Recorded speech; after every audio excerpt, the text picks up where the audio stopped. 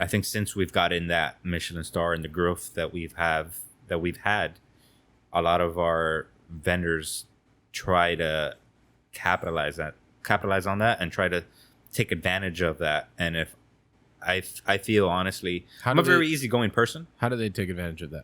They try to, not with me. How do they try to do that? They try to do that by like buying people. You know? Tell me more. I love this.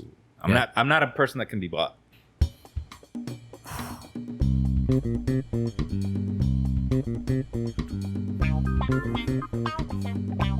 It's like porn music.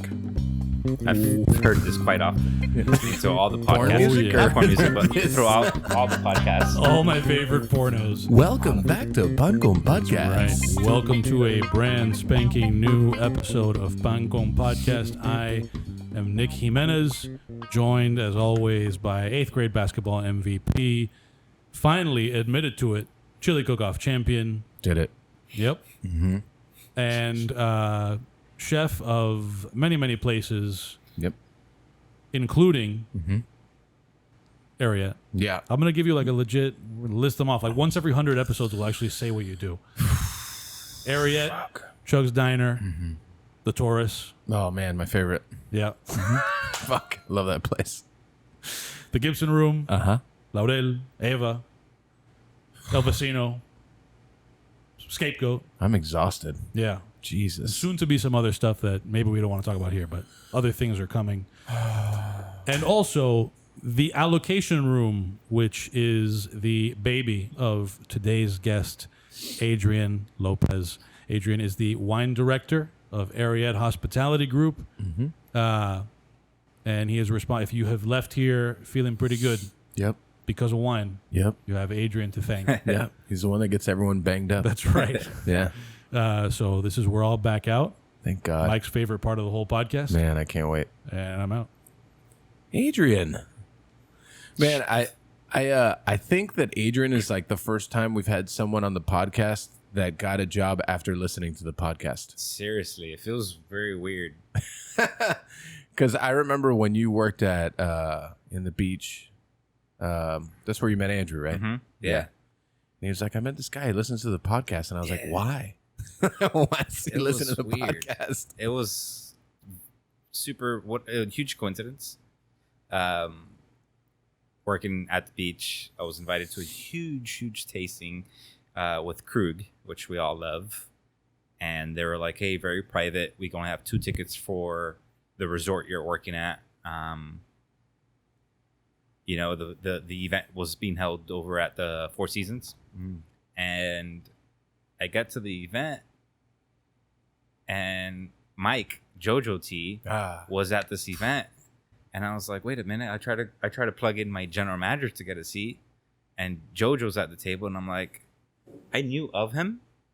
Mike. But I've never, didn't know much of him, right? So where everyone's introducing themselves, and I was like, he's like, oh, I'm Sip, I work with Sip, what's it called? Jojo, Sip Jojo. That's his handle, but it's, I work with Jojo T and all this stuff. Brad Kilgore actually, connected him with that seat. Cool. And I was like, damn, I know he's got a podcast. Let me listen to the podcast just to see what things are about. And all of the things that you guys talked about in the podcast, I really enjoyed. And then Andrew Falsetto goes to Hakkasan. They're celebrating a friend's birthday, York's birthday, in August of 18. And I hear throughout the table Ariete mentioned, and I was like, oh shit, cool, yeah, Chef Mike Beltran. I listened to the podcast, saying all positive things, thankfully. And York is like, they're owners, right? And I was like, oh, no way. It was embarrassing, but good embarrassing, And that's how it worked out. It was crazy. Yeah, I remember we had the worst luck with wine people ever. I mean, we had a couple good people that were here for a short time, but the game really changed when you came on board. Thanks, appreciate it. Yeah, we went from kind of having good wine, and you know me, I don't drink a lot of wine. I do really appreciate it, but I don't know as much as I should. But from just the common denominator, I always be like, the wine list can be better, isn't that? To then the list being people stop bringing their own wine, stop asking for corkage, and then what in 2022 we got one cup from Spectator, right? Exactly. Yeah. Yeah, which was cool. We're the first in Coconut Grove. Oh yeah, First ones in Coconut Grove. I love that. I mean, that was a big deal because that was the same year we won a star. So they were like, 4 months away from each other. Right. Well, one kind of goes with the other, right? Exactly, and that's what we initially talked about because Spectator, not a huge fan of the thing because We'll take it though, Adrian. yeah, Okay. of course. I mean, you apply for the thing, you pay for the thing, but they actually have to review your wine list, and you need to have a certain amount of SKUs. In my opinion, your wines need to be pretty good for you to qualify. Yeah, we talked about the whole getting 2 cups, and there's no way we could even fit that much wine. Yeah, I think it was like 400 SKUs Right. to do the 2 cups, but very grateful to, I mean, it's kind of tattoo, right? Tattoo that we got. I was talking about it with Robbie Peso with 4 Walls Whiskey, and he saw the tattoo, and I was like, One second. What'd you say? Water. Yeah, could you just grab me a bottle? You want water? I'm fine. Yeah. So super grateful that we were the first ones in Coconut Grove, right? And that's what the tattoo means. The tattoo means a lot for our bodies, right? But I can tell my kids, I'm like, this tattoo is meaningful because we're the first time being rated in Miami. First time Cuban, French, American restaurant gets qualified for it, right? So it meant a lot being 1 cup on Wine Spectator. So it was huge. We definitely, since I was able to change the wine list since I've started, I mean, I remember we were sitting at 110. My predecessor had a pretty good list. Yeah. But that was like the first time we had any luck with the wine person. I've seen that list grow. Yeah. And I got to see through old files on our Dropbox from what it was to what it is now. Yeah. And I've kept some of these documents on my computer. If you've seen my laptop, it looks like a desktop. It's a fridge. Yeah, it's really huge. But I've kept a couple of these files just like historical memories, if you will, and I look into these menus and it's complete 360. Yeah, it's crazy. I took it over and it was about 110 SKUs. Now it's sitting over 200.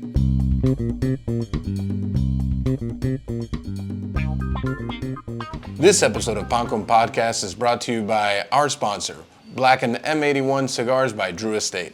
M81 Cigars by Drew Estate is a passion project brought to you by 3 immensely talented and vastly experienced cigar enthusiasts. Jonathan Drew, of course, founder and president of Drew Estate, James Hetfield, Metallica co-founder, singer, and guitarist, and Rob Dietrich, the master distiller and blender of blackened American whiskey. M81 Cigars has a wrapper of Mexican San Andreas, a binder of Connecticut broadleaf, and fillers are a blend of Nicaraguan and Pennsylvania broadleaf. M81 comes in 4 different sizes: Robusto, Corona Doble, Corona, and Toro. I've previously smoked a Corona. I enjoyed it. This is a Toro.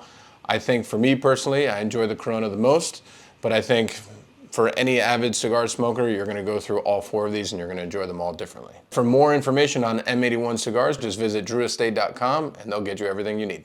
This episode of Pancom Podcast is brought to you by Perla Specialty Roasters. Perla produces an award-winning coffee portfolio. They are a 4-time Good Food Award finalist and 2-time winner. Perla uses coffee directly sourced from around the world using relationships on the farm level. They view their coffee portfolio as a way for coffee partners, like Ariete Hospitality Group, to further enhance their guest experience. I really love what their brand represents from a local standpoint. They're very immersed in the community, and they've been very supportive of all of our places, even before we used to serve Perla. So when we decided to partner with them and make them our coffee provider across the board, they've been great to work with. And with such intention placed on the food and bar program, shouldn't your restaurant have the same attention to detail? Their espresso fino blend was specifically designed to pair great with milk, making it amazing for latte or cortadito. Perla's biggest competition is the large, soulless, multinational roasting operations. You like that soulless? So good. It's like the final boss.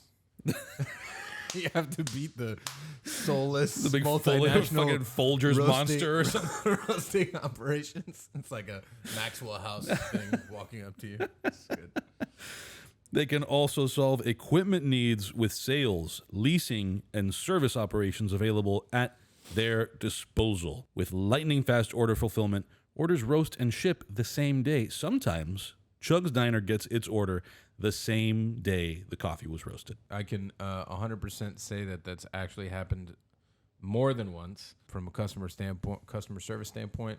They're pretty incredible to work with for sure. With initial and ongoing staff training to make sure that their coffee is tasting on point. Yeah, I think there's 2 points there that are incredibly true just because I've lived them. It's like when it comes to equipment issues, how willing they are to help us in the maintenance standpoint of equipment, because coffee equipment, unless you have years and years of knowledge, you have no idea how to even start. And then the ongoing staff training, it's something that they talk about with us several times, whether they want to come in and do training us on how to make the coffee or just education on the coffee. They've been really great. To get all of your coffee situation on point, drinkperla.com. That's drinkperla.com, drinkperla.com, to get your coffee situation on point and move away from those soulless operations. Maxwell House, big boss. Okay. This episode of Pancom Podcast is brought to you by our sponsor, Wild Fork. With over 500 cuts, Wild Fork offers the best variety of meat and seafood anywhere, from everyday grocery staples to premium Wagyu and exotic meats like alligator, elk, ostrich, and even foie gras. But there's more to Wild Fork than just high-quality protein and the lowest prices in the market. Their meat and seafood is carefully sourced and hand-picked to ensure the finest quality and flavor. They offer a wide range of options, from organic and grass-fed to sustainably sourced catches, all fit for your special feast. For me personally, Wild Fork offers an opportunity to get random things like beef bones, marrow bones. We make beef broth at home with Wild Fork's bones. It's pretty delicious. They even offer quiche, and it's very juicy. Like this one here, it's very juicy. It's very nice. And their empanadas, our good friend Louis said that these are some of the best store-bought empanadas he's ever had. Wild Fork offers a lot of opportunities. They even have frozen breads that are good for events and so on and so forth. So I'm a big proponent of shopping there. They also have oxtail. I'm a huge fan. I definitely think that they have a great product.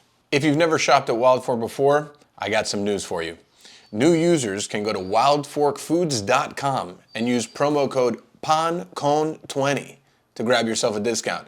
Now the code is case sensitive, so needs to be in all caps. But do yourself a favor, use the code, get a discount. Code can be applied only once per customer. So if you're a house of 4, just change it up every time. Do yourself a favor. And again, the promo code is PANCON20, right? PANCON. Numbers 2 and 0. PANCON20, not pumpkin 20, not panko 20, PANCON20.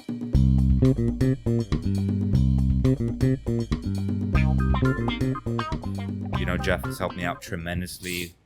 We have amazing wines with the glass. We have 2 new categories that I decided to kind of input into that.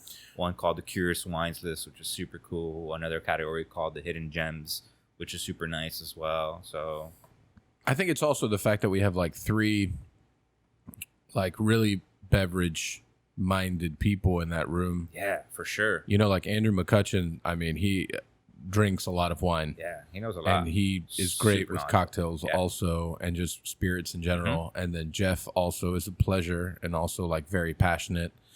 And then you, it's just such a great thing to see. Just also man, I've seen the evolution of that room from the saute station, and it's just it's a completely different world from what we were 8 years ago.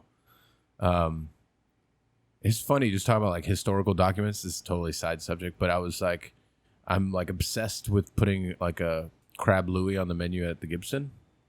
So I was looking up recipes and stuff yesterday, and I was like exhausted. I was just like grabbing any book to find like a solid recipe. And I opened up the Gramercy Tavern book, and the first page that I opened to was when I did a dinner with Michael Anthony at the Cypress Room, and it was the menu from that dinner from 2014. Wow. And I forgot that was like a signed copy that he signed for me. It was like such a cool reference. I have like a stack of like menus from places that I worked, Ariete menus, and like the first Ariete menu and all the like scribble notes on Post-its and shit. Like, it's not good for like my storage situation, but it's like so keen to have. Yeah, absolutely, because you can see what times were like before. You know, I've kept these things as well. More, for example, I've kept when I was working at Zuma, right before I left. I printed our whole inventory, our costing of everything, our selling price of everything, distributors information, and I still have it to this day. And mind you, I left Zuma 2017. So it's something that I look back to and I'm like, oh, I've worked with this wine before, and I go back into this document just to show my reps. I'm like, dude, I used to buy such and such restaurant back then in 2017 for $50, and now it's going for 100. You know, it's very interesting in that aspect. Yeah. I've kept things from pretty much every restaurant. You know, it's always good to keep these files, in my opinion. You can always go back to and, you know. I mean, I have all my like notebooks from when I was a line cook. Right. No, that's, so many. That's cool. Yeah, there's a lot. Yeah. So when I was working in Lauderdale at Valentino's Cucina Italiana, which I remember when I got on board with you guys, I was super excited because Valentino's being Italian, Mediterranean, right? Coming in Nave, I remember one night emailing you and I was like, hey, super excited to join the team. Let me send you their menu of what they're doing just in case if it like inspires you in any way, right? But with that being said, Chef Gio Rocchio, they just opened up right now. Pandemic kind of forced them to close, so they just reopened. But this guy is plus 50 years old and composition books going back to the 70s with amazing ingredients. That's cool. You know, old school, reading his notes like this, you know what I mean? That's great. Super cool guy, loves basketball, you know, just someone inspiring, you know? Yeah. And reminded me of the group, you know, because it's someone small that I know that I'm helping out, right? Whereas places that I worked at before, it was all larger corporations. No one really knew my name besides general managers, maybe a VP or director here and there, but ownership, yeah, you know, you're replaceable to them, right? So with Valentino's and with AHG, it felt different. It feels different.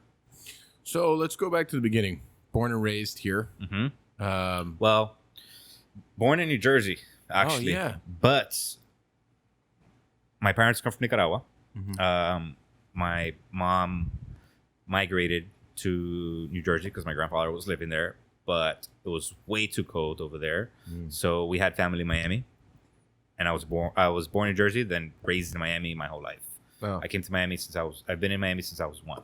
Oh, so like, yeah, the whole I'm thing. from Miami, but right, you know, that's the whole. Yeah, Jersey. Just like that's your quick story. connection to Bruce Springsteen and Taylor Ham. That's it. That's all you really need. And I've never gone back to Jersey since. Actually, I went to New York in 2016. I did the New York Marathon. I had intentions to kind of see where I was born. I was born in a city called Perth Amboy. Eventually, maybe down the line, I'll probably go over there, take the family. I still have a cousin, some relatives like, that live over what there. are the tourist attractions Exactly. in Jersey? What is there to do? Do you have any idea? There's nothing.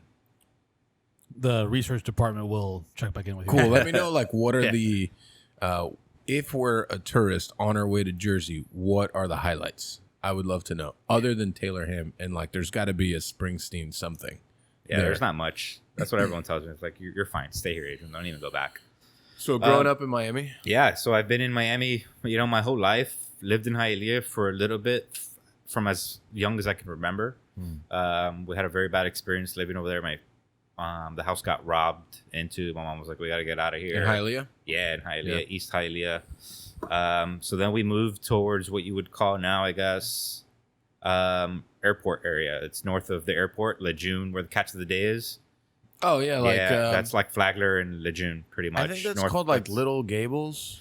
Lower Gables is essentially what I think Lower Gables is like A Street North, A Street South, sorry. Right. But I was South. Northwest 7th Street. Oh. But by literally. I have no idea what that's. That's where the Catch of the Day is. There was I've actually never been to Catch of the Day, and I've always wanted to go of there. it. Yeah, There's a Subs Miami Grill there. There's a freaking Princess Motel that came out in a very cool documentary on Netflix.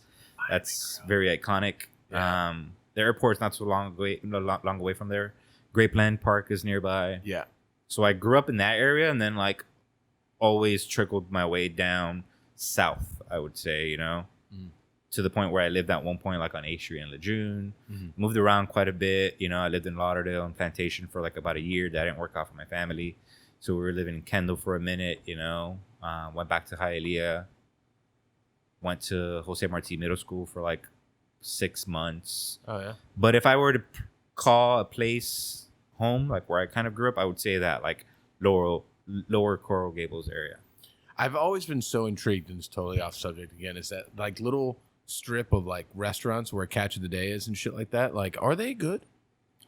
Growing up, there was a Hereford Grill on. It's still there. It's still there. Hereford Grill is still there. That was my route to like walk to schools. I went to Kenlock Park Middle School, and my boys and I, we would walk through that little alley and get to school that way. And I remember everyone was like, "Yo, this is the restaurant like where you want to dine. Like this is like $100 dinner, fancy steaks, things like that." It's kind of like now the best way I can compare it to is kind of like a Morton's, but a little more affordable. Got it. I think so. And they're renovating that whole like building, the Oceans, that Oceans Plaza. They're renovating everything. I mean, I went by there not too long ago. But yeah, I'm from that area. Went to Kenlock Middle School, Coral Gables High School. That's right, a Cavalier. Yeah, and that's how I grew up, man. That's how I was raised. And then after high school? After high school, so during high school, I was playing all these sports and all that stuff, and I was working at Party City. I've always worked since a very young age. Was that your first job? That was my first legit, like... Real job. Not getting paid cash under a table. Exactly. Right. Because I worked at one of my aunts when I was younger, like 5th grade, 6th grade. I was working at the swap shop in Lauderdale. Yeah. She had like a couple shoe stores. So it's funny how my career has like progressed because I was a shoe runner. So I went from like a shoe runner to food runner to wine runner to where I'm at now, right? So a shoe runner, she had several stores. She had like 2 indoors and she had like 3 outdoors at the swap shop, if you're familiar with that. It's an indoor flea market and also outdoor. Mm-hmm. So whenever one store outdoor didn't have a specific size, she'd be like, "Adrian, run that size to that store." And for me, I was like a little Marshawn Lynch. I love playing football. I'd like run with the boxes in and out, left juke, right juke, all these stuff, spin. And I love doing that. So I was doing that Saturday and Sunday. She paid me $100 for both days, which is nice. It's pretty good money at that age. I mean, because it's funny because when I worked for Tropicana when I was a kid, I worked on a buddy of mine's uncle, his Tropicana route. So I would just basically move boxes, and he paid me $50 a day, and I thought I was rich. Yeah, same here. Especially how old were you? Man, I don't know. I think maybe I was 14. Okay. Something like that. Man, that's amazing. That's like equivalent to $50 now. It's probably equivalent to like 100. I just because at the same time frame, I was working as a bag boy at Winn-Dixie. The Winn-Dixie is on 87 Sunset. Okay. And I remember one day I racked up like $70 in tips. Damn. And I thought I was loaded. Yeah, I was good at my job. That's freaking good. You got to return the carts, people. Yo, that's if you don't believe it, watch Nick Jimenez's Instagram, and he'll remind you to return your carts at Winn-Dixie. Yeah, it's always good. So I was there at the swap shop, and so the research department has some findings. Lucy the Elephant was named the oldest roadside attraction in America by Weird US. Okay. And the oldest surviving example of buildings constructed in the shape of animals. This is in New Jersey. Also, the world's largest light bulb. Okay. How big is that? It's 13 feet, 8 inches tall, and weighs 8 tons. Man. This is in Edison, New Jersey. Wow. And the last one that I'll throw out there, Martian landing site. Oh. In 1938, when people still gathered around their radios for news and entertainment, the science fiction novel War of the Worlds was adapted for radio and read by Orson Welles. Though listeners were reminded throughout the broadcast that this Martian attack was fictional, many believed it to be a real newscast, and the Martians were supposedly landing in Grover's Mill, West Windsor, New Jersey. Wow. Man. We got to plan a trip. Fuck. R&D. I'm so R&D. ready. All right. So, what year did you graduate Gables? Graduated Gables class of 2009. Oh, man. You're younger than me. Yeah. But you know why this podcast kind of like hit it off for me was because a lot of the things that you were talking about before with Jojo Mike, you know, it reminded me of like my older brother. My older brother, like, you guys are alike, you know? Oh, yeah. Except like he's not chef driven and all this stuff, Right. but like very similar. And I was like, man, I feel like I'm listening to my older brother just in a different version in a way. You must be a And smart I looked guy. up to my older brother. So that's you know, that's how everything, I really admired everything that I Thanks. listened to, right? So graduated Gables 09. Then from then I was, like I said, I was working at Party City for a minute, for 4 years. Met my now wife, right? Girlfriend at the time, met her there. We're actually celebrating our 14-year anniversary tomorrow. Incredible. 14 years, Congratulations. man. It's crazy. 14 years. God bless you. So, wow, my time there at Party City, we find out we're expecting, and a buddy of mine works at Zuma. My best friend, actually, works at Zuma as a barback, and he's like, yo, I'm making pretty good money. I was making $7.25 starting wage at Party City. Yeah. But mind you, I was junior in high school, so Yeah. I was just paying my car insurance, It's like, silly things. when I'd come to Cheesecake Factory at Cocoa Walk and, you know, have the $25 Oh, man. 3-course meal, whatever it was with I my forgot friends. that the Cheesecake Factory Man, was there. that's Fuck. what we did. So the little bit of money that I made was for that, right? I worked at Liberty Taxes. Mhm. I was standing in the middle of the street with a Statue of Liberty costume, waving, you know, Man. things down and God, this trying is to definitely promote. the American dream story. Man, so working at Party City, meet her there. My buddy's at Zuma. He's like, yo, I'm making pretty good money. You should come over. And I was like, definitely need to make that jump because I can't support a family or, you know, manage my finances making $7.25. I leave Party City making $7.52 after 4 years. I used to get like 8-cent increases annually, 5 cents, 10 cents. It was insane. 8 It was ridiculous. 7.25 to 7.50. 52. I remember to this day. 7.52. So I resigned. I tell the guy, I was like, hey, my general manager at the time, I was like, hey, I'm resigning. I'm getting a better opportunity. We're expecting. And I'm leaving the corner. And I remember him verbatim saying, he's not going to last. Right? Oh, Because I it's my love first restaurant job. That's cool. Completely lied on the application. Yeah. Said I worked at Sergio's. I remember I put my brother as like referrals and things. And I interview with one of the restaurant managers at Zuma, and she's like, listen, you are going to be the last batch of referrals that I'm getting from your friend because everyone else that he's brought over here hasn't lasted, and we've either fired or has quit, right? And I know those buddies that he's brought on board, and they're telling me horror stories. Like, I was super nervous. I was like, I need this job because I know how much money I can make, right? But I also am all like very scared for my job. Like, I need to maintain it. How can I maintain it? She says, I'm going to hire you. You're the last one. Long story short, I do 6 years at Zuma. I started off as a food runner, worked in that position for about a year, started in summer of 11, transitioned to the wine department spring of 13. Wait, time out. So when you were a food runner that first year, how much more money did you make? How much A more? lot more. Yeah, So a lot more. I barely broke. I mean, I could talk numbers. So at Party City, I barely broke $500 on a 2-week pay period.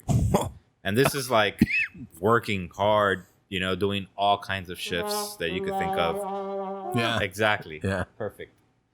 And then I went to Zuma as a food runner, and I was making a little over $1,000 every 2 weeks. So we're talking about 500. Yeah, there it is. Yeah, it's double, man. So it's double.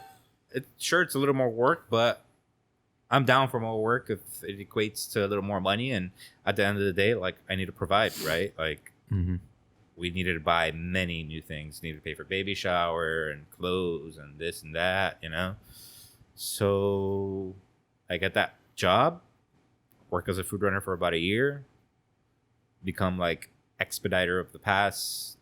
They really looked up to me on that. And then I saw these guys wearing suits at work. I'm a very pensive person, and I always think about a year down the road to, look at my future. So I never really wanted to stay in that position for too long because I didn't want my daughter to be like, oh, my dad is a food runner, right? So I started looking around different departments at what I could do that I thought would enjoy. Didn't want to become a server, didn't want to really become a bartender. And I saw these guys wearing suits to work, and I was like, damn, that'd be really cool. I was 20 years old. None of my friends were wearing suits to work. I thought it'd be nice, right? So in order for me to get the suit to work, I needed to put in the work. And that's how everything, just snowballed from there. So I took the transition to the wine department, studied my ass off. That was 2013 January.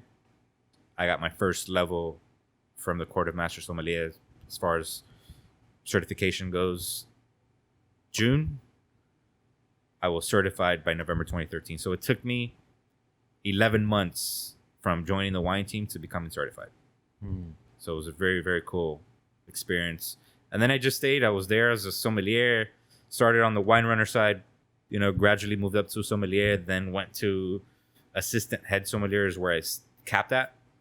At the time, we didn't have a head sommelier for like about a year or so. There was a back and forth. There were some debates about how I could get that position. I feel like to this day, I didn't get that position because of my age. It was a very big restaurant. We were selling about minimum $7,000 a night in wine sales to maximum of a good average $13K a night in wine sales. Fuck. Like we've broken 30K a night there before, but that's like crazy nights, obviously. Wait, peak 30, season. 30K a night in wine. Just in wine? Just in wine. We've done over there not but I've done over there. Wow, that's a lot of it's fucking insane. wine. Yeah. So when you say wine runner, it's like a food runner, a beverage runner, just for wine? Exactly. So pretty much I sat in front of a printer. We had a printer designated just to wine receipts. Insane. Sat in front of this printer. A ticket would come out and it'd say Aquapana, table 21, 3 glasses. So my job was to go to the cellar, grab the bottle of Aquapana, bring it to the station, put it on the station. I'd have to know, this is where I started like learning the things. I'd have to know that Aquapana was a red wine that requires a burgundy shaped glass. So I'd have to go to the cupboard, grab 3 burgundy shaped glasses and set the table up with the 3 burgundy glasses. And then it was the job of the sommelier to then grab that bottle and serve it. Interesting. So it's like working a service bar, kind of? Pretty much, yeah. But for wine. Yeah, exactly. Cellar rat, restocking, polishing glasses, restocking glassware, grabbing the bottles, restocking all the bottles at the end of the night. I guess when you're doing that much wine sales, like it makes complete sense. Oh yeah, We had 2 wine runners. Wow. We had 2. On busier nights, it was 2. Throughout the week, it was just 1. And a kind of a policy that we kind of really enforced, which helped with development, was a lot of restaurants do now. We do it at Ariete. Is we sample an ounce, a less than an ounce, maybe a half ounce out of every bottle for education, right? So we'd sell something nice, they'd pour me a little bit, educate me, I'd learn the thing, I'd write it down, and it's education, right? For you to move from wine runner to som. Do you feel like, because you said you got to the assistant head som? Yeah, I got to the assistant head som, so I became the highest position that I could at the time.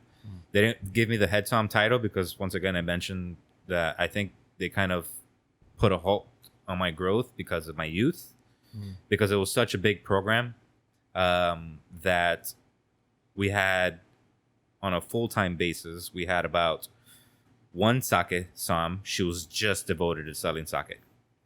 Then we had wine soms that were obviously on the wine side, but we had our head som. So we had about sake som, 3 regular soms, and 1 wine runner on a given shift. Right? So I think to this day, they didn't want to give me the head som title because I was about 24 years of age. Yeah, young. With a group of about 4 people under me. And they didn't really know how I was going to manage it, Sure, I was definitely young. I think they could have given me a shot and like coached me on it, right? But At the end of the day, I had a discussion with them, and I was like, hey, like, what can I do to get this? What can I prove to you? I tried to do all the tasks that I could. They didn't give it to me, and I had to part ways with them after 6 years. So. And from there, where'd you go? From there, I went up north to Lauderdale, to Valentino's and One Door East. Right. And learned a lot, to say the least, man. I got there, and it wasn't as beautiful as Zumo was. Sure. Zumo was, to sum it up and keep things short and sweet, Zumo, we paid our bills on time. We were never listed, so to speak. I could order whatever I wanted, right? With a given budget. If I wanted something the next day, we could bring it, etc. And I get to Lauderdale, and it was different. It was totally different. It was kind of an awakening, but I needed that. It was good in bad times. Good because it made me use all my resources that I had in the wine industry, and bad because it was definitely tough times. Not for me personally, but the restaurant was going through its own thing, and I had to do what I had to do to make that restaurant survive as much as it could. Right. And I lived by the zoo, by the Tamiami Airport, by where you have your cars stored. Where the pig pen. we saw each other there once. Yeah. So I lived there, and I would drive all the way to exit 55 in Lauderdale. That's a drive. It was 105 miles round trip. And I just got exhausted. So I did that for about 6 months. Left Valentino's. I got an opportunity. Where did I go after that? I went to Faena Hotel. A buddy of mine was fancy. Yeah, it was nice. Very beautiful space. Everyone really enjoyed it. All my family. I still take all my family there to this day. Every time they're in Miami, like touring. I mean, it's beautiful there. Man, it smells phenomenal in there. It's like when you walk in there, it's almost like a movie. Man, it's super nice.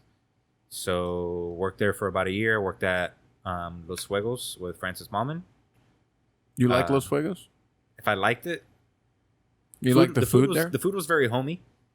It's just parrilladas. It's just like really expensive for what it is, man. I think so. Yeah, I agree. But it was just very homey. It was like your steak, mashed potato. It was like Thanksgiving food. I like their lunch more than I like their dinner, because I thought the lunch that they had was like delicious. And the empanadas were great. They had a phenomenal salad at one point with like carrots and like little pine nuts that was very good. Parrillada was like at the time $155 for a big platter, and it had like sweetbreads, a skirt steak, a few other things. I forgot what it was. The wine list was obviously driven by Argentine wine. I had a good time there. Stayed there for about a year. People spent money on wine there? Yeah. Yeah. On Malbec. I mean, at Los Fuegos, maybe not as much as they did at Pau. Pau people get. Pau people would splurge a little more. At Faena, I don't remember me selling anything over 600. We would sell some prestige wines by the glass because they followed the Forbes 5-star rule where all wines by the glass were served tableside, open bottles, so no carafes, no service. Yeah? Literally, the servers or the somms would go with a bottle and present you the label every time you ordered a fresh glass, right?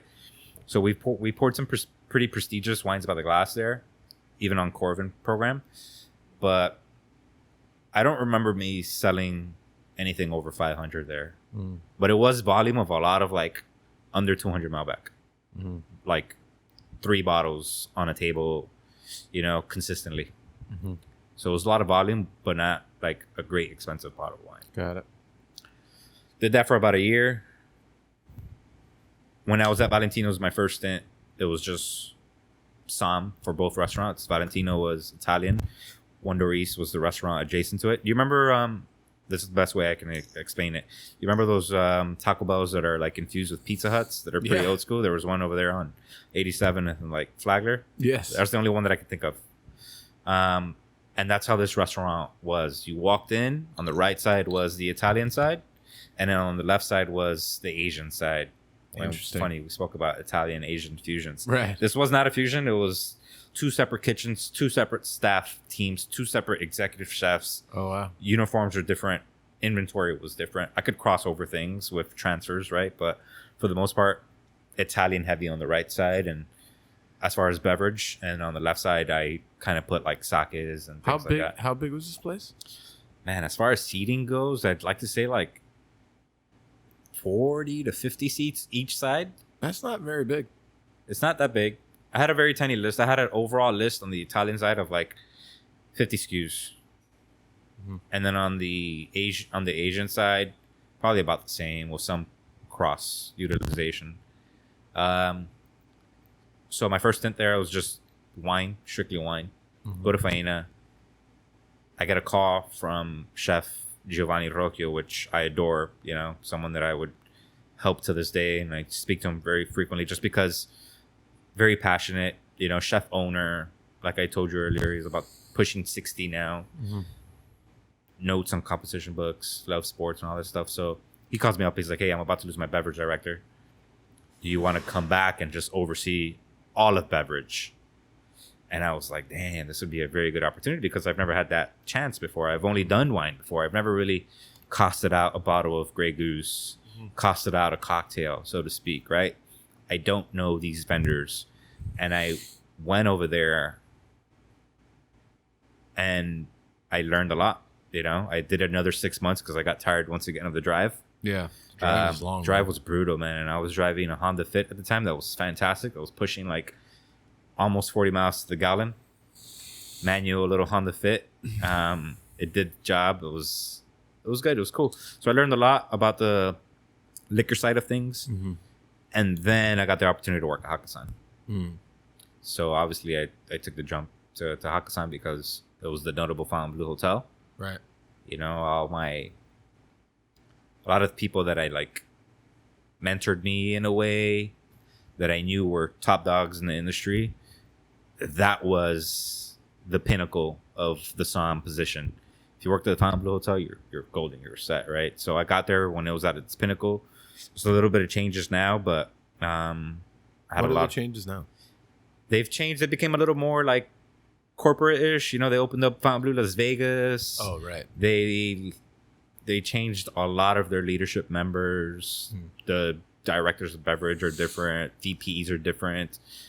You know, they're just being a little more corporate now that they have Fontainebleau Las Vegas, but it's not what it was, I can say, 5+ years ago, Fontainebleau, Miami. Right. Got it. It's different. I mean, it's still legendary, though, right? It still really is, man. It's iconic. Since the 40s, you know, I'd get chills there. I like history a lot. And Sinatra was there. I forgot the name of the other band that used to play there. They have like a little dungeon, if you will. Boom Boom. They have the Boom Boom room. Oh, yeah, that's right. This thing that's like in the corner. Yeah. There's that Faena. The Faena was... I don't remember. They had the Saxony bar. The Saxony bar was the Faena. Saxony bar was but then super there's another speakeasy. one. I guess maybe it is Fontainebleau that there's like a little bar in the corner. So do you remember like where... what's there now? Strip Steak. All right, so where Strip Steak is, the lower level of Strip Steak was back in the days called the Boom Boom Room.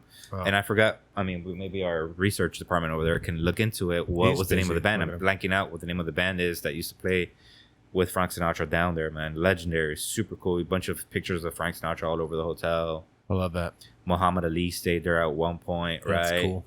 Dude, there's so much history. Super cool. So then you came to Ariete. And then I came to Ariete. You know, I got the... How long has it been now? 3 years this summer. Man, it's a long time. It's a long time. And, I mean, first star, retaining of the star twice. Opening in 3 years, we've opened 6 properties. I know. Crazy. Yeah, it's painful. Hurting. But it's been quite the ride. It really has. I mean,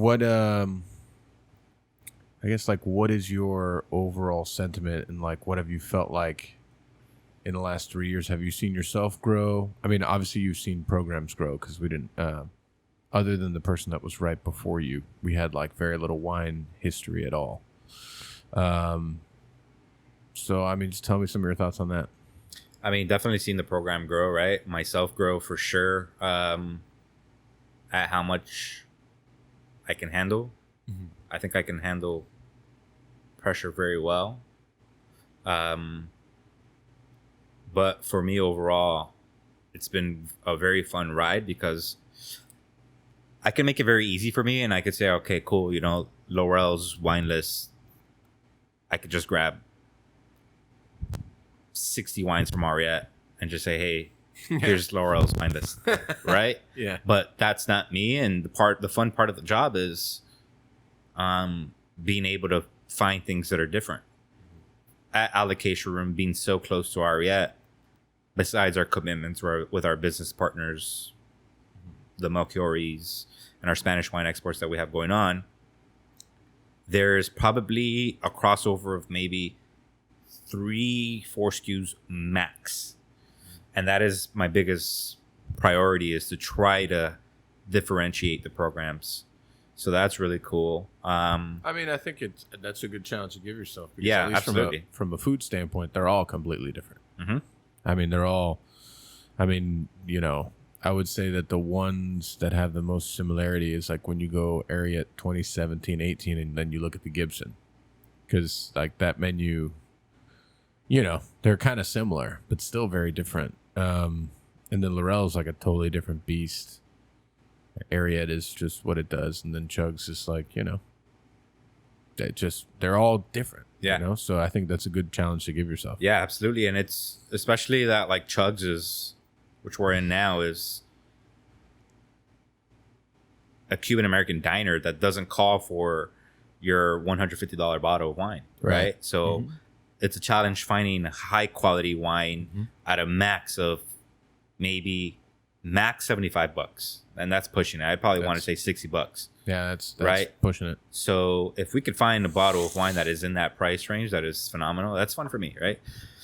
So that's been a journey, managing all the things at once, managing the vendors. I went on this rant that you guys saw like last year or 2 years ago, I think it was now.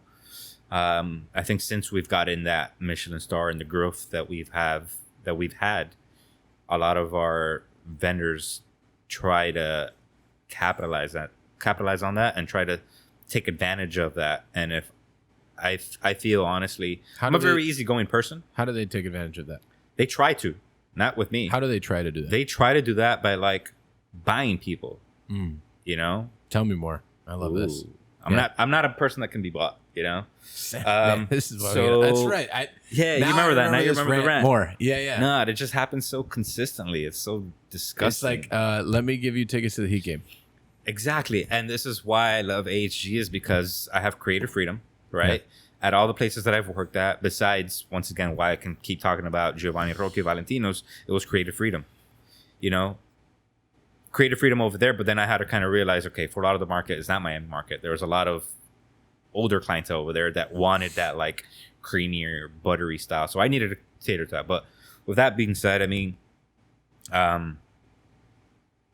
it's very mafia driven, the wine industry here in Miami, But it's beverage in general. It's not just like wine. Yeah, 100%. Yeah, not just wine. I mean, I can only speak for the wine side because that's all I handle. But when I did handle beverage in Lauderdale, that's how it was. And I know, and I've seen it, you know what I mean? And I try to stay away from the beverage side of things at AHG. A lot of people even try to approach me with try to put placements. And I'm like, dude, now my new thing this year is, I went on this rant last year, but my new thing this year is we can quote this. Do not contact me to give you the email contact of a general manager at one of our other companies to get you a placement. Because that's happened quite a few times where people show up to Allocation. Because I think a lot of people know I'm at the store 5 days a week, right? Mm-hmm. Early. I'm one of the ones that are on property always first one. I do the receive and all that stuff. So vendors come in with their bag and they're like, oh, hello. I had a vendor come in not too long ago trying to sell us water. And I was like, sorry. What kind of water? I forgot the name of the company of the water. Was it blue? I don't remember, Chef, to be honest. If not, I'd tell you. But he was trying to sell us water, and I was like, dude, we just made a transition. We were using, I forgot what water we were using before, but now we're using Hilden. And from the best of my recollection, I think we're doing that company-wide, right? Yeah, it's everywhere except for cool. Chug's sells Pana and Pellegrino. Yeah, so small bottle.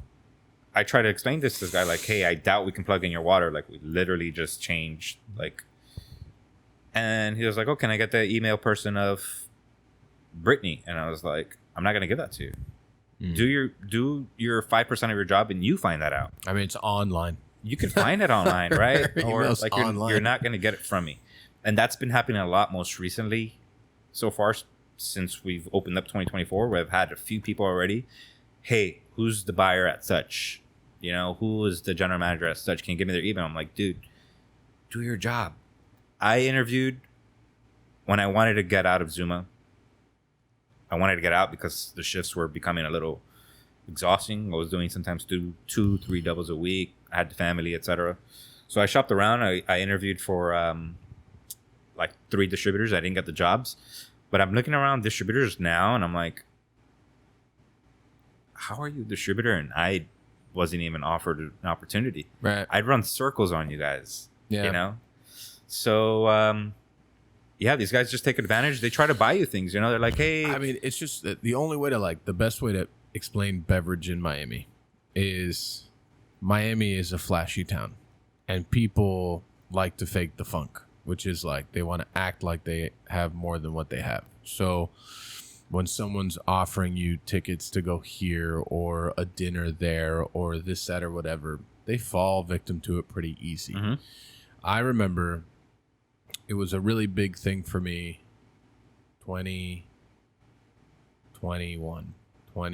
whatever, something along those lines, that we stripped all the names of all the booze labels on the menu at Ariette's Cocktails, I remember. Yeah, it Right. still is present, and we stripped them all down because which is great.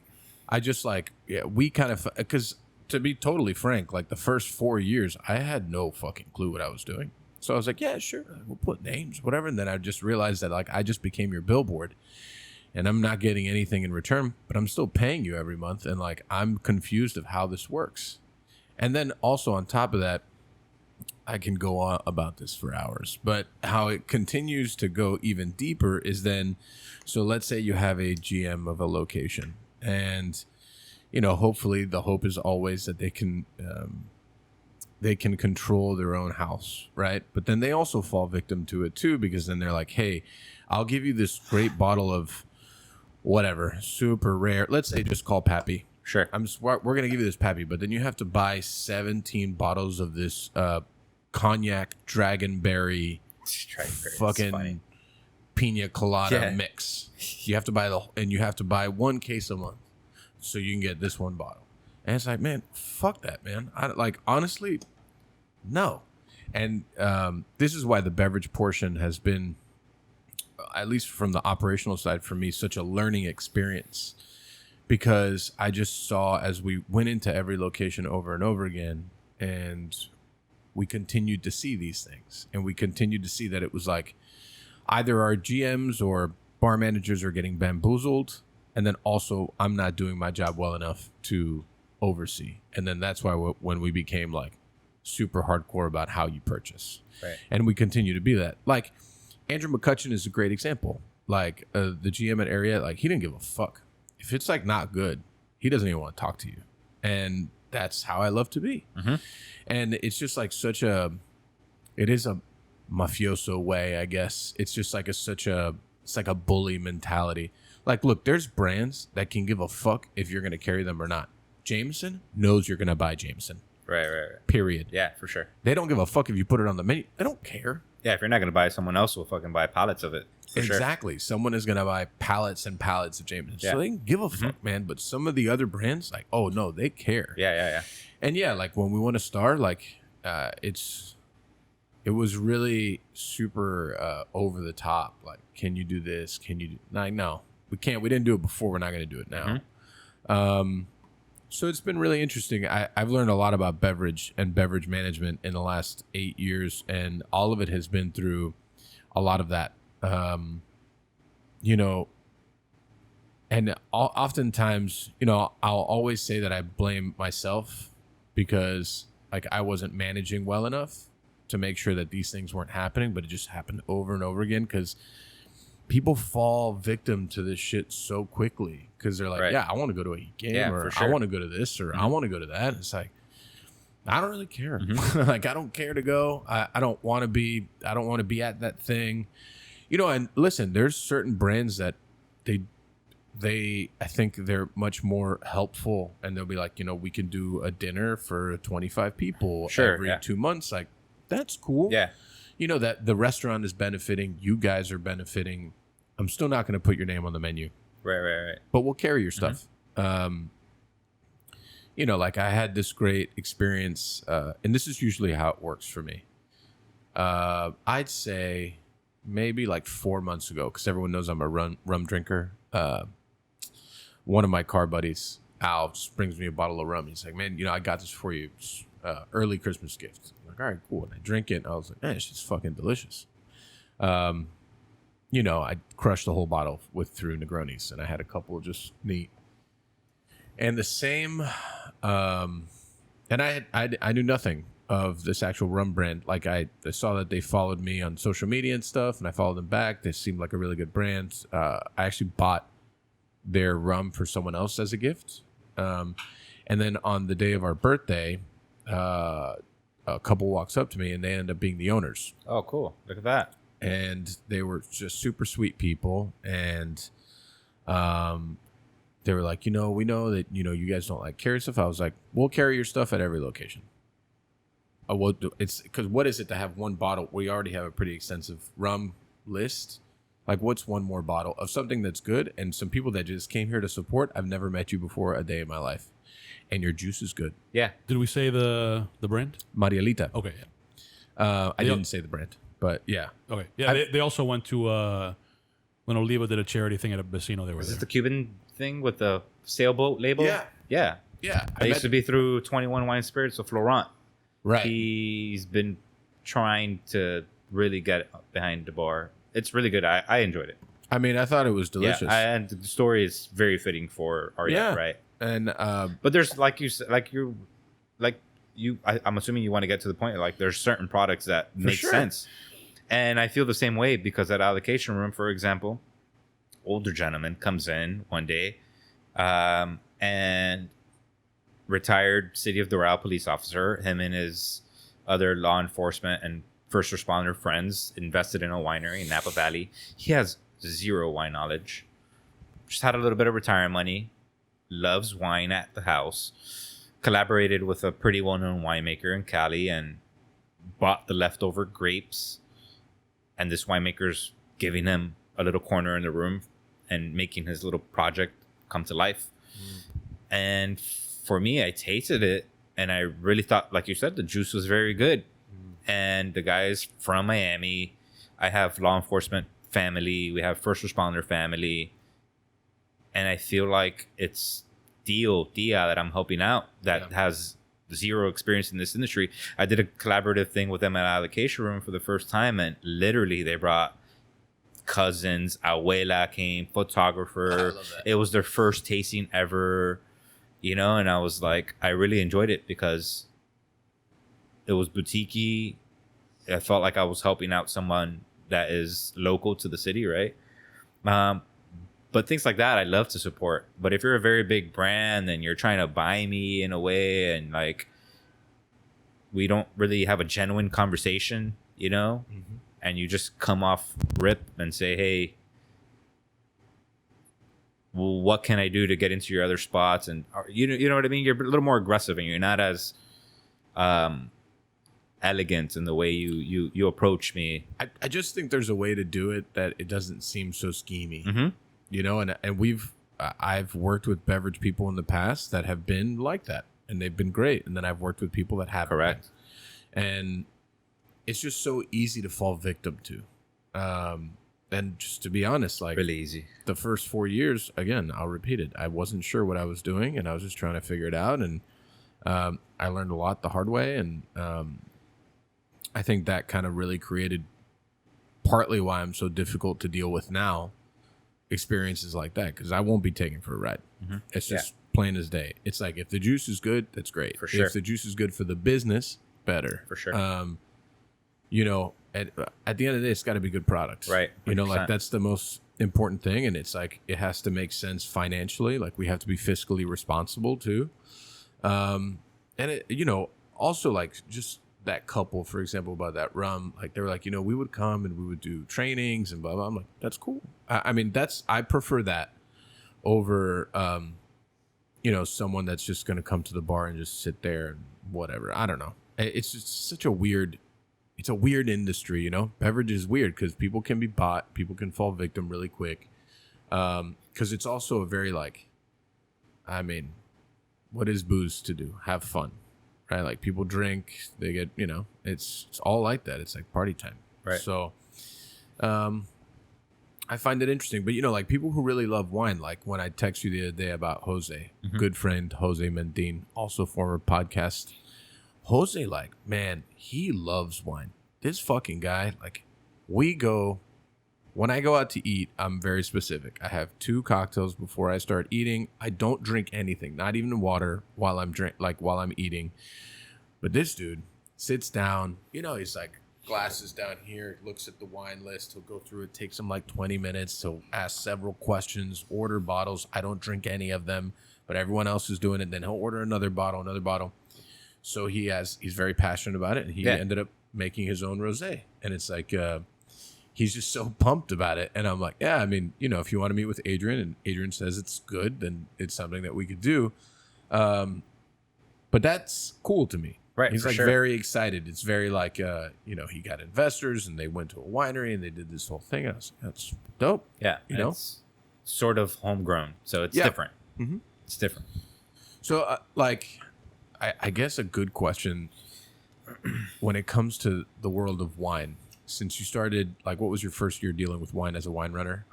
As a wine runner, so I now have 13 years in the industry. Officially, when I started working with wine, is 13. 13 years. 13. So 2013, sorry. 2013, I officially started working with wine. I remember my first sip of wine, I hated it. I tasted it. Must have been senior in high school at a friend's house. And he was pouring himself a glass. I remember it clearly to this day. He opens the fridge. We're having a game night at his house. And it was one of these Kirkland big 1.5 liters. It wasn't Kirkland brand per se, but it was just this 1.5 liter big. And he just pours himself. And I remember it was a cold ass red wine to this day. And I'm like, yeah, that wine wasn't good. Maybe that's why I didn't like it. But I tasted it and I was like, yeah, I'm not feeling this. And then little by little, everything happened. And it's funny because I think a lot of us, as we start to expand our palates, we really enjoy that big vanilla, oaky, buttery. I really enjoyed that. And then little by little, my palate started changing, right? But going back to it, my first actually experience with wine was 2013, so 12 years ago. So, in your experience of dealing with guests and in different properties, establishments, whatever, has there been a trend that you've seen change over the last 12 years? Or is it kind of just varies per location over location? But is there something that maybe is resounding that has changed about wine in the last 12 years that you can notice?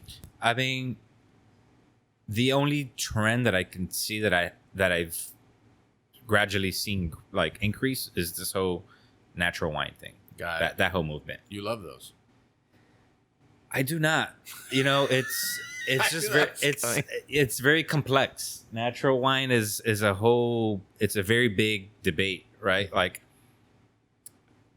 We have natural wines on our list, but our OG natural wines. These guys won't go out on their social medias and brand themselves as a natural wine. They've just been doing that because they've been doing that for years. Biodynamic farming and sustainability, eco-friendly, things like that. It's not a marketing strategy. Exactly. It's just who they are. And that's the trend that I've seen, is that people use it as a branding, as a marketing strategy. I'm going to throw a name. Aquapana, natural wine bar. And that's the trend that has been, especially in the last 5 years, I would say. Yeah, definitely. And I think we've talked about it quite a few times. You like classic French cuisine, and I really enjoy a lot of classic things myself. I love classic wine. I love Californian wines, for example, but as long as it has a classic flavor profile. Like, I don't want something very big, creamy, buttery. I want it to be a little more lighter, more elegant, a little more classical, right? So I think that's the only trend that I've seen, honestly. The natural wine bar movement and the very artsy labels. Oh, Because consumers shop wine by the labels the same way a few people can judge a book by a cover. That's the way they shop wine. But only because the label is very artsy and whatnot, the juice could be actually fairly good. You know, so you have to give it a shot. And I've experienced wines that have very artsy, modern labels. Like, for example, at Ava, we have a Lebanese red wine that I really enjoy, is the Red Velvet. It has a classic car. It's like a Corvette, I believe. Lebanese red wine, 100% Cinsault, but very good wine.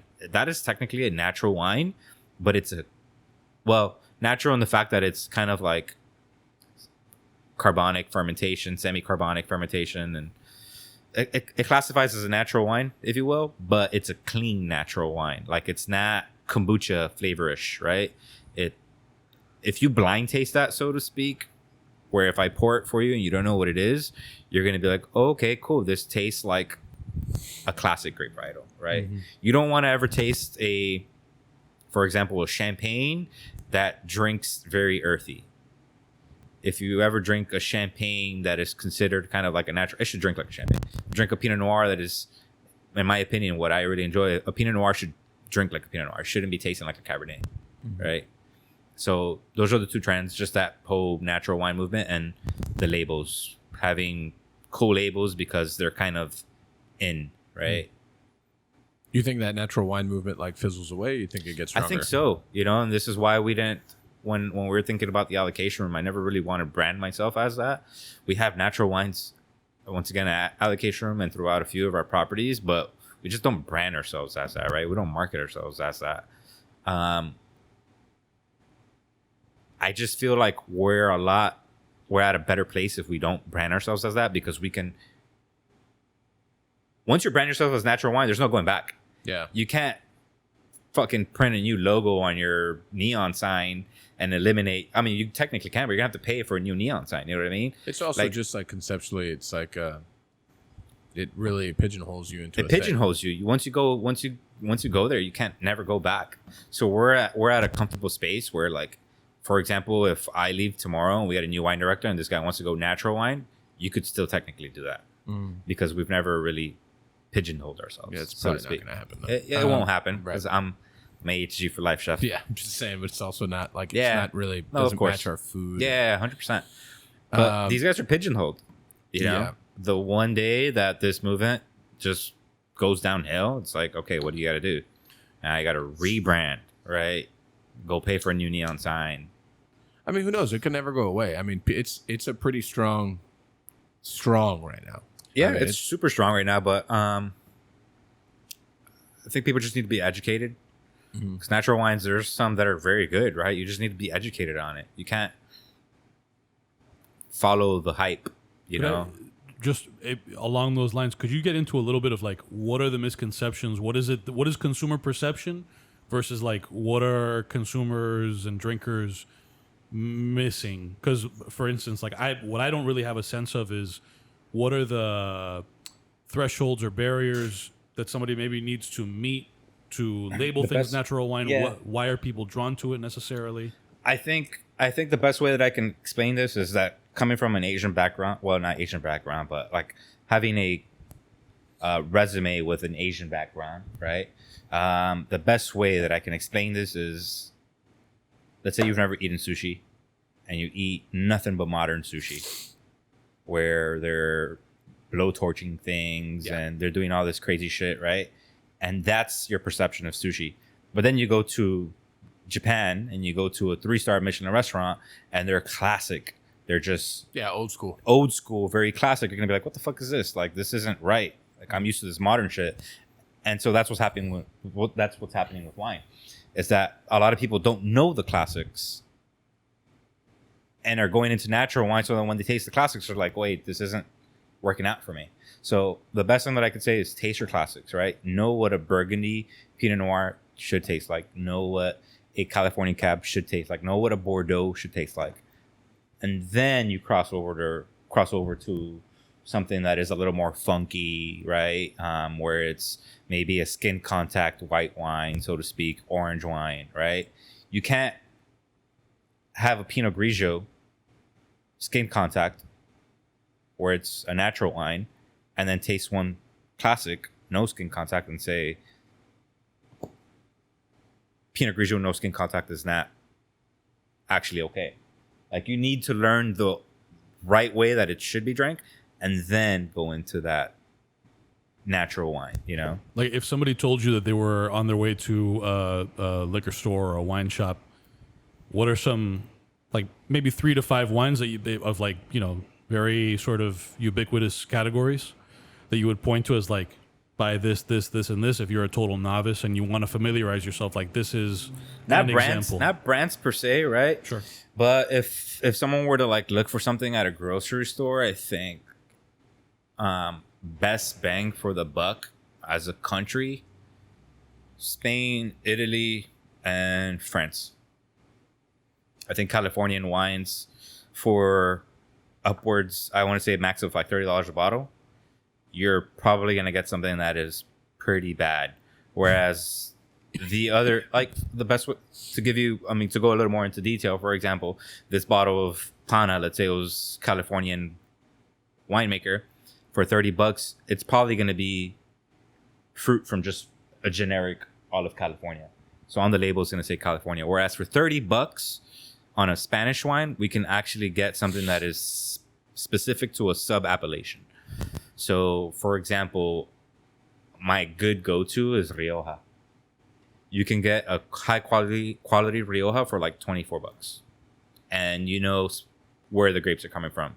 Rioja is a sub-appellation within Spain. It's kind of like saying Coconut Grove. Mm-hmm. So you know specifically all the fruit is coming from Coconut Grove. Yeah. Whereas the Californian option that says California for $30 is fruit from all of Florida, so to speak, right? So Italy, France, Spain are good go-to countries. High quality for the price point. If you want to spend a lot more in California, then you know you'd have to spend at least, I think, anywhere 50 to 80 to get something that's a little more higher quality, you know, without it having a lot of manipulation. I'm intrigued that, like, for someone who wants to do the things that you're doing, like, what is the what can you recommend for them to make it like your step 1 is this, your step 2 is this, your step 3 is this, and your short-term goal should be here and your long-term goal should be there? Stop, but if we could not slide the bottle. Oh, my fault. Yeah, no, it's all good. So certifications are not needed, in my opinion, in this day and age. Like, I'm pursuing certifications just because it's something that I've always had a goal to do. But I know talented somms that have 0 certifications. So to start off, I would say you don't need to go get that first level to be known, right? First step would be to work at a restaurant that has a very good wine list, right? Start off as a wine runner or an apprentice if you could. Learn the list, and it's super valuable. Learn 5, thick and through of every producer, every little detail. Learn 5 champagnes, right? Let's say our list, for example, already has 200 SKUs. Learn 5 champagnes. Learn 5 white Burgundy. Learn 5 Italians, 5 Spanish white wines, and then do the same thing for red Burgundy, red Bordeaux, red Italian, red Southern Rhone. Learn the producers that are phenomenal in those appellations. And then after you've learned that and you've worked at a very good restaurant, assuming, right? Once you know of producers and you know who the top dogs are in each appellation, it's pretty good. I think the second step would be learning the administrative side of the beverage, right? Learning how to cost out your wine. Like something that I never was taught. It was a weakness of mine. When I was working at Zuma, I really wanted to learn. No one really taught me how to do it. And I remember when I was doing one of my certifications, there's 4 certifications leading up to the wine master sommelier examination. There's an intro, there's a certification, there's an advanced sommelier, and then there's the master. So in 2018 or something like that, there's a prerequisite course before you do the advanced examination that it's mandatory. So I do the prerequisite course. It's called the advanced sommelier course. So I do this course, but with a very good knowledge of producers, theoretical, service. I was great at that. But the business side of things, I didn't know. And thankfully, I did this course with my head som at Zuma, and she kind of helped me out. But I think that if you can ask those questions at an early stage, it would be very advantageous, right? And it's something that I've been trying to teach the people under me in the last 4 years or so. My apprentice at Hakkasan, I taught him how to cost. I would give him multiple choice questions, like literally just whenever it's downtime. Hey, I buy this for $50. You know, let's cost this out and let's make such and such percentage. Or hey, guest wants a wine pairing of 4 courses, you know, cost it out at this percentage and things like that, right? So theoretical, learn your theoretical as best as you could. Learn the business side of things, how to manage program, costing, etc. And then thirdly, I would say if you could, what would be super beneficial, and it's super hard because everyone retains information differently, but memorization, in my opinion, goes a super long way in this industry. So, and as far as memorization, what I want to get to is distributor, right? So product knowledge, business side of things of wine, and learning your distributors.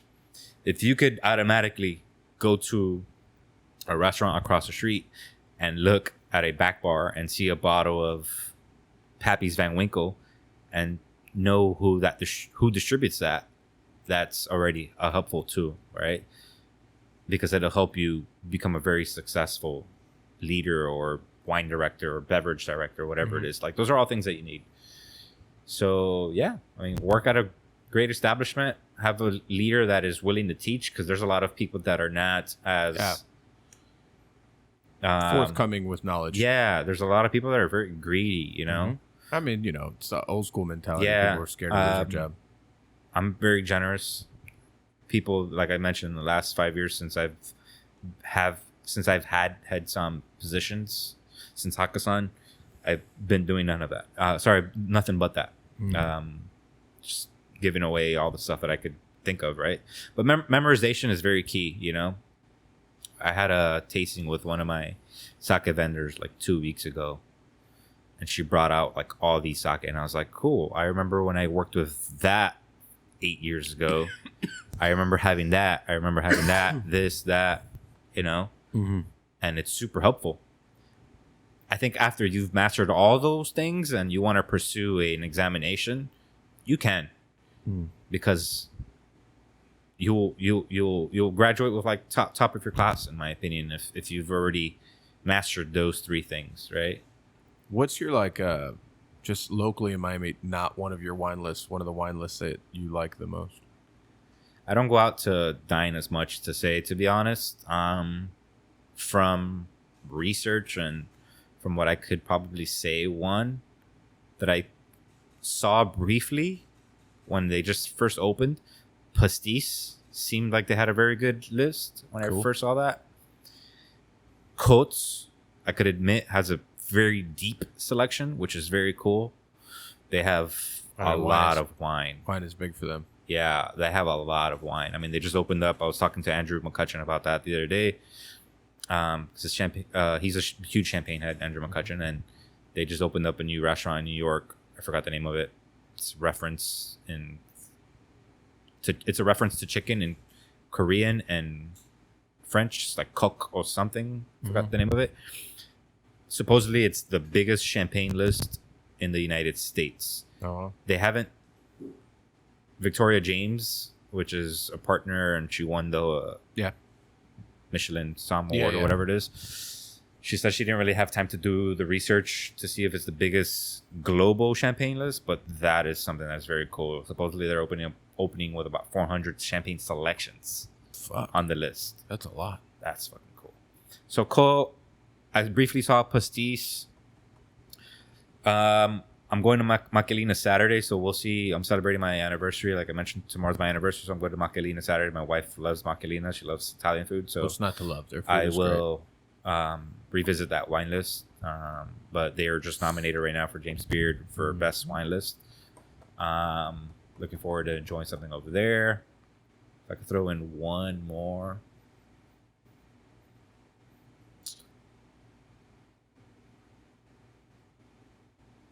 I don't really know. I mean, those are good. I like pastis. I haven't been there to like dine. I just had drinks at the bar and some food. It was cool. I mean, the space is like, Yeah, when I saw the opening list, I was like, "Oh wow, this is cool." Prices were their pretty space decent. is You know? huge. They spent a lot of money on that build out. Food is good. Cocktails were solid. So, I mean, it's Steven Starr, right? Yeah. I mean, he obviously knows what he's doing. When I go out, my wife doesn't really drink much. So Sorry, I was gonna say so that we're shouting out his place since we referenced it. I don't know if I'm saying this right, but Kokodak, there it is. Coco, huh? Kokodak, or Kokodak, or Kokodak. Kokodak. It's like Kokodak. Kokodak. It's a COQODAQ. Oh man, I don't know. It's I remember reading on it. It's like I said, Korean French word for chicken, and there's another country. So it's like just what's the food menu? It's literally chicken and champagne. Yeah, it's fried like chicken and champagne. This is like David Chang all over again. Is it? I don't know. Yeah, David Chang did like he was big for like the fried Maybe when we chicken. go to New Jersey, we could R&D and go over to New York and have some. I mean, I'm pretty sure David Chang was doing the whole like fried chicken and champagne and fried chicken and caviar. And If you like those two things, I mean, listen, I love fried chicken. There It's was just a sketch a while back. I wish I could remember who did it about a club that was all about just fried chicken and porn. nice. And it's like a newscaster asking the founder, like, why fried chicken and porn? He goes, because fried chicken is delicious and porn is video of people having sex. All right. Okay. So So what's like some of your next soon goals and long term goals? Man, I'd love to open up another shop. Initially when we opened up the Allocation Room, I really wanted to do it in like my area in like West Kendall. There's nothing like that over there. No. The best spot that there is over there, and it's not really like, I think it could be better, is Sunset Corners. Oh man. So that place has been there forever. man. Exactly. I worked at the Winn-Dixie across the street. Right. So Sunset Corners is a staple over there. But something that I've learned is when I originally opened up the Allocation Room, I really wanted to have a liquor and a wine shop. But I think I'd prefer just staying with wine. Yeah. I like the fact that we could serve liquor, don't get me wrong, and have like, whiskey neat or on the rocks or whatever it is, serve a beer and things like that. But as far as retailing liquor, it's a really cutthroat business. And I kind of knew that, but I didn't see the retail of it until now. Yeah. So if I could open up another shop, I would love to. It's something that maybe down the road. I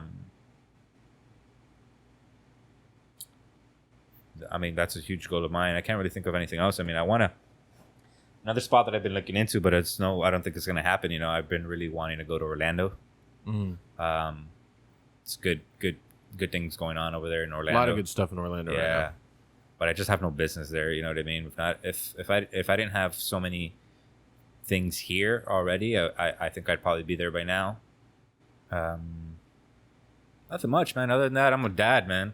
Yeah. It's seeing what my kids go to, right? I mean, I can tell you the goals that I kind of have for them. My son is playing soccer at the moment, competitive soccer. So the plan is to keep pushing him that way, and he's a student athlete as well. Did you play soccer? I did not. I played I played a lot of sports. Soccer was not one of them. Yeah, it's like the only thing I never It's the played one either. thing that we didn't grow up in the streets playing, you Right. know? I played a lot of football, did a lot of street football, flag football. I did track and field. I played basketball at the park, but it wasn't my thing. I was very good at defense. I was I mean, you saw me the day that we worked out over there. Like, I was always very passionate, very competitive, but I'm very humble, right? So you'll see my competitiveness in the way that I pursue things, right? So I was running station to station, and that's because of the discipline that I've had since I was younger. Basketball, I wasn't really good at it. I mean, I'm short. I'm 5'6.5", right?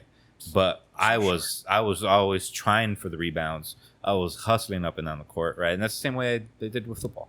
Yeah.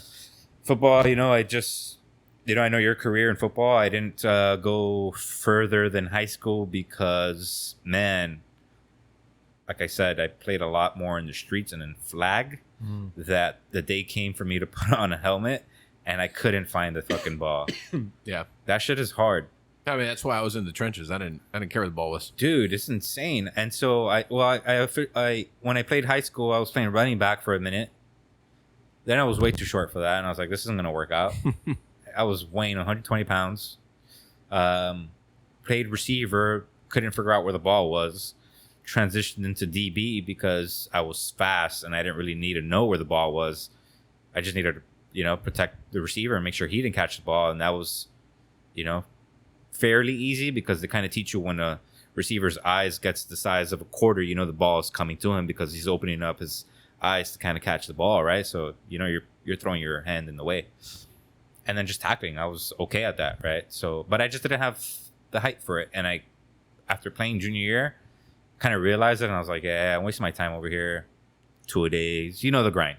Oh, yeah. It's a huge grind. I lost a lot of my, I think, freshman year, junior year doing that. And I got over it, and I was like, I'm just doing track and field senior year. I did track and field senior year. I felt like I did very well for that. And to the point that I was like, man, I should have done this like freshman year as well, sophomore year, because I was doing pretty good, in my opinion, Yeah, I did the shot put when I was in high school. You did the what? A shot put. I was awful at it. I was just trying to get out of class. Yeah. So it was good. I did track and field mostly to try to get out of football because during spring training, I didn't really need to go to football because I was during track. Yeah. So I got out of football and then I finished track. And by the time I needed to go back to football, it was already spring football game and we're chilling, Well, Nick, I think it's time for our wind down. Yeah, things. our routine wine downs here on Wine Wednesdays with Adrian, the wine som. You saw what I did there? That was pretty good, man. Surprised myself all the time. So this is where we come to our parting recommendations. Everybody will recommend absolutely anything to the audience as long as it's not yours, because then we'll do shameless plugs after. So it could be whatever you want. It could be a book, a movie, a song, a wine, a travel destination, whatever. Anything at all. Adrian, you can go first, or if you want to pass it off to one of us, so you give yourself a little time to think it through if you don't have anything ready. I can think of something now, but if anything comes to my mind after you guys have mentioned it, I'll probably jump in and I'll say something else. Spit it out. On my downtime, I like to watch a lot of movies. I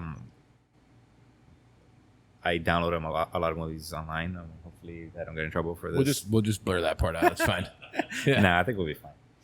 That you definitely pay for. Yeah, we definitely pay for all those things. So I just most recently watched Napoleon. We spoke about earlier. Oh yeah, man, that movie was great. Was it? How long was it? About 2 hours and 40, 2:30 or something like that. Normal now, right? Like the 3-hour movie is like the norm now. It was very slow paced, but as mentioned earlier, I really like history a lot. In wine, I wasn't very studious. Growing up, I was average, C, B, never honor roll, none of that stuff. But through wine, I really learned to enjoy history and geography a lot. And Napoleon is that. So I really enjoyed that. I just watched, I caught up to it on Disney Plus, Echo. Echo is like it's like a the blind. She's a deaf girl. Right. ASL. Right. The girl from Hawkeye. Yeah, I saw the really previews, but I haven't watched it. Yeah, very good. I like that. Going to Netflix, true story about the Uruguayan soccer team, I think it was. They were traveling to a competition over the Andes Mountains, and it crashes, and they're surviving in the snow. Oh man, Forgot the name of that. Awful. Great, Wow. great movie. I'd put that over Napoleon, 100%. Phenomenal. And I'll leave it at that. If I think of anything else, I'll let you know. Okay. Michael. Me? So I just watched all 3 seasons of the show C on Apple Plus, the Jason Momoa thing. Really interesting, just kind of like concept as a show. The first like 5 episodes are like whatever, and then once it gets into it, it's like pretty cool. I enjoyed that. It was entertaining. That's honestly like the only thing I've watched. I've watched a couple other things, but they were all bad.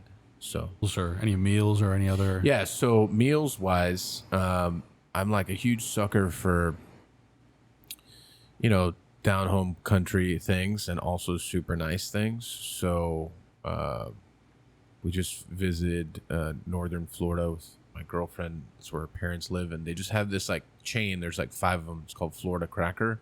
I really enjoy that place for breakfast. So good. Country fried steak and grits, and just like really fucking delicious. Love And that. affordable too. That's my favorite meal of the day, man. Breakfast, because it doesn't have to be so expensive, right? I mean, we like before we drove back. There was like 7 of us, I think, and like the bill was like $100. I'm like, wow, this is great. I love that. Coffee, full plate of food, biscuits and gravy for the table. Like, Yeah. fuck me up. It's great. And then I just had right before I walked in here dinner at the sushi place here in the corner of Chugg's Midori. Solid, just like really delicious. The staff there is awesome. I enjoy them. I think that they have the best sushi in the Grove. And it's classic too, right? Yeah, some of it is super classic, and then some, their menu is interesting because they have like the one piece like nigiri and stuff, and then they also have like the bowls for like the people, Right. Yeah, of course. because I believe they're also open for lunch. So, like I had like 2 pieces of nigiri and a bowl, and I only ate half the bowl. But I mean, it's all like delicious. That's the second time I've eaten there, and it's been good. And just thinking about like the Grove has like a good amount of like Asian-y things that aren't really like good. Right. I've heard nothing but wonderful things, and I really appreciate those guys because I know it's authentic, right? Yeah. But also because they bring business to the Allocation Room because they don't have a beverage license. Oh, so they're they bring your own beer. Yes. Yeah. And, beer, bring your own everything. Yeah, anything. So they send guests my way because they know I have probably the biggest sake selection in the Grove. Yeah. And guests will buy a bottle of sake and they'll bring it back to Midori. And, Yeah. It's so cool. I appreciate you, Midori. Yeah, I do too. Then, yeah, they're cool, and they're like super passionate about it. I love to see that, and they're like in such a weird location, and you walk by there and they're busy, which is great. It just proves like they're good. I think they just opened up a new restaurant. That group. Well, it's the Wabi Sabi group. Wabi Sabi group. Yeah. Yeah, so they have a few locations. Like They I just went opened to up one called Okinawa or something like that.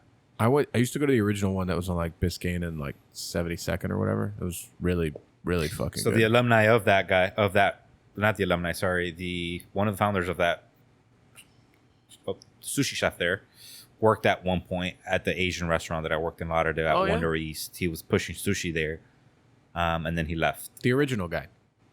I don't remember his name. I forget his name too, but he was very good. Yeah, he was really good. And then I actually just visited. If anyone in Miami knows about dive bars, it's definitely myself and Matt Kushner. And, I was fortunate enough for Matt to invite me back to FIU to do that talk that I did it last year. Professor Mike. Yeah, it's good. Mike, what was the last name again? Kushner? That's what I said. Is it not Kushner? What is it, Kushner? I always call him Kushner. I've been saying his name wrong since we started this podcast. Have we? That's cool. He'll be fine. He's sensitive, but he's okay. And so like one of the original dive bars in Miami was a place called Happy Stork Liquors, and it was like a liquor store / dive bar, and it was a divey bar. but the building got sold. So I think the building got torn down, and then they moved it. Now it's called Happy's Lounge. And it was a good time. Where's that at? It's far. It's fuck, man. It was far. It was like 20 minutes back. But it was cool. Like they got popcorn, just like chill. Like after, it seemed like there was a lot of industry people there after work, and it was cool. I liked it. This is 1624 79th Street Causeway in North Bay Village. There you go. Oh, okay. Yeah, far. So that's why I never really go out there. Well, I only went to same. Happy Stork like once or twice, and once was with Matt and Jose, and then Happy's Lounge was also with Matt and Jose. So yeah, good times. Good times. Nick? I am going to recommend, if you want like a turn your brain off action, people getting punched and shot and stuff. Love that. Series. Surprised at how much I enjoy Reacher. Oh, I saw yeah. that. Yeah, I saw it. I Very think good. season 2 is actually better than season 1. Yeah, I 'cause agree. think they like leaned into the, Yeah. hard ass, Boom. yeah, all that stuff. Well, what I Yeah, very really good. loved about that is that the lead character was in like Blue Mountain State, the like satire football Yeah. show or movie or whatever. Yeah, yeah. And just to see him as like Jack Reacher is fucking hilarious. He for me. also played Aquaman in Smallville in 1 or 2 episodes, Oh, did he? and he was the voice of Raphael in the Teenage Mutant Ninja Turtles movie. yeah, Was he? yeah. God. Teenage Alan Mutant Ninja Richson. is the Yeah, name. yeah. Yeah. Yeah, that's good. But yeah, that's the So thing. funny you watched that. That's the thing that I'm recommending. What I would not recommend, maybe I would just say it's overhyped. But a lot of people were talking about Saltburn on that was- Amazon. it was good. It was good, but it was like I think it was just like it almost is just trying too hard to scandalize you. Yeah, you know. yeah. But if it were a series, I'd get tired of it. In movie form, When we did this last time, did I recommend Silo? I think so. You could do it again. Yeah, if it you was want. good. I mean, I enjoyed it. It was another interesting premise. Like what I liked about both of those shows is like, a lot of times they're just kind of like regurgitating the same shit over again or remaking the same shit, or it's a prequel of another shit or whatever the fuck. And these two things were like totally new stories. Different. Nice. Weird. So I like that. I will also say my latest YouTube rabbit hole. I've been going down this for like more than 72 hours now. YouTube channels that are nothing but body cam footage, usually of DUI arrests. Oh, man, I'm not gonna lie. Sometimes I get home and I'm in bed and I like seeing that, like fugitives. That there was this guy I saw one recently. He was in Magic Kingdom and shit, and he was like wanted, and an undercover cop caught him. I like watching those things like that. One of my favorite ones recently was the title of the YouTube video was "She got pulled over for stealing Legos at Walmart, and there was a bomb in the back seat." Oh my god! So these cops That's pull her over, and they pull her out of the car, and they're like, "Hey, what's that thing in your back seat? It looks like a bunch of fireworks, and it's strapped to screws and nuts and bolts and stuff." And she's like, "Yeah, my boyfriend built that." And then the boyfriend just shows up on foot out of nowhere, and they're like, "Hey, what's that?" The trigger. And the guy goes, "Man, I don't know. I built it. I just thought I'd see what happened if I tried to blow up some watermelons and stuff." Wow. So the cop's like, "So you just wanted to do some redneck stuff?" It's like, "Yeah, pretty much." It's great. And it's like a whole, like, just such the full range of the human experience. Yeah. Apparently it's caught on body cam. That's fine. So that's human experience. I like that. It's funny. that's my recommendation. All right, that's cool. Now for shameless plugs, Adrian, tell people where they can find you, Yeah. all of your stuff. Could be, all that stuff. Shameless plug. My Instagram handle is AD López Wine. You could find me also on the Allocation Room. Is our other handle that I oversee. You could find me 5 days a week at the Allocation Room. 2 nights a week working at Ariete, working the floor if you guys want to come by. What else can I say? Hours of operations at Allocation Room are going to be changing now that we have our roommates leaving at the end of the month. So I will operate as a wine bar later than usual, Thursday through Saturday from 1 p.m. to 9 p.m. No corkage fee. All wines retail. It's going to be a lot of fun. Beer, wines by the glass, sake by the glass, sake by the carafe, whiskeys, Booze. booze, Yeah, all the stuff. things. All the things. All the things. That's good. Michael Beltran, shameless plugs. Yeah, go for it. Do we have all the things? Yeah. Probably not. Yeah, we do. Yeah, we do. Wow. So we got to sit through the song, but All the things. I still got to recommend all my shit. I mean, we've done this 80 times already. All the things. All the things. Ariete Scapegoat and the Taurus. Chugs and the Gibson. All the things. All the things. At this point, just all the things. Big Ink Apparel. Scoops and Lorel. Miami against the world. All the things. All the things. Insert song. All the things. All the things. All the things. that is the voice of Noah.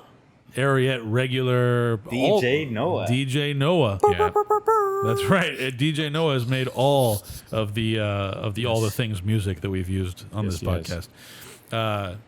Shameless plugs from me. Find Pancom Podcast on all of the things, all the social media things, as well as dademag.com/Pancom Podcast. Give us all your money at patreon.com/dademag. Also, sort of tangential shameless plug. Go to dademag.com or our YouTube channel, so you can search Dade Mag on YouTube and find all the videos for some new blind tasting videos. So Chef Mel Rodriguez, who you might have, if you're in the Grove, you might have had his barbecue lately at Taurus, or you might have had it in the Hialeah area. Starting Friday, every night at Taurus. Oh, okay. I didn't know that. Yeah. But yeah, so he's at Taurus. I guess popping up would be the pop-up popping situation. Popping up. But I have 3 new blind tasting videos in which Mel tastes.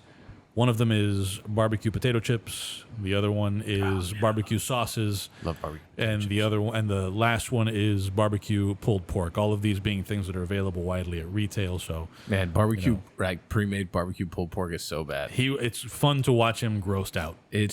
Those things are bad. Yeah. Like I'd be down to do a blind tasting. I'm gonna come knocking for sure. It's already on my mind. Of some what kind though? of Like stuff. wine? Just Probably boxed wine. Boxed wine. Yeah. That's good. Yeah, boxed wine. I love that. Yeah. Can we get like handles? I don't know. There's got to be like other really like ratchet wine things. Oh, for sure there are It's things. got like wild vines. Yeah. Like I think- all the flavors of wild vines.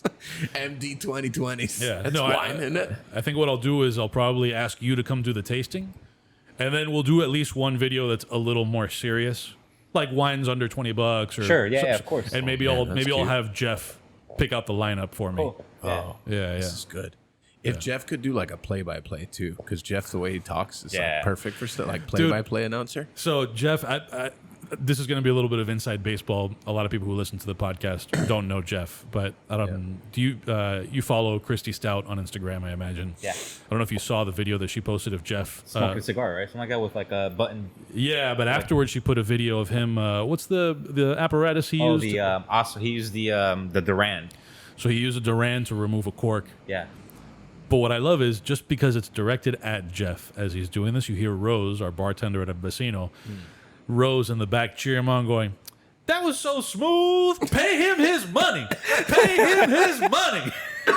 And if you know Rose like that, If you know Rose and you know Jeff, like I want a Rose and Jeff reality show. oh that's man, nice. could you imagine? That actually sounds wow. pretty great. fun. It's great. Lightning rounds.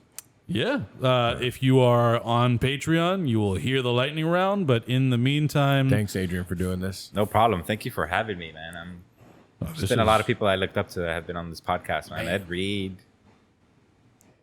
I didn't look up to Just Ron. Ed Reed. I didn't look up. Fuck it. Everyone else sucked. Yeah, Ed Reed was really freaking cool. Yeah. John Jay. I like John Jay. Jay, legend. All right. Thanks again. Give us And your again, money. Listen to the patreon.com/DadeMag. Give us all of your money. So we'll wait out the music here. Yeah. It's more porn music. That's right. Yeah. I don't know what we're gonna get into because I'm not a Patreon member, so I've never gotten this far in the podcast. I'm leaving that So, audio in. Yeah, it's good. Don't be like Adrian. Be This a Patreon member. Yeah, this is an experience. So I don't know what I'm getting myself into. Nah, it's quick. It's a quickie with the porn music. Fuck, how long is this shit?